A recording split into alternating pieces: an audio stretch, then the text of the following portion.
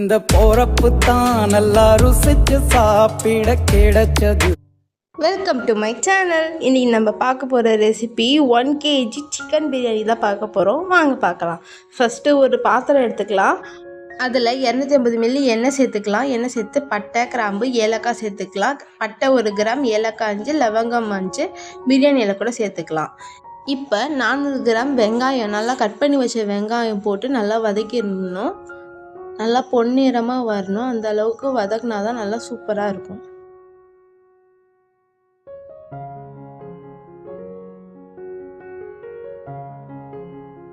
பாருங்கள், நல்லா வதங்கிடுச்சு.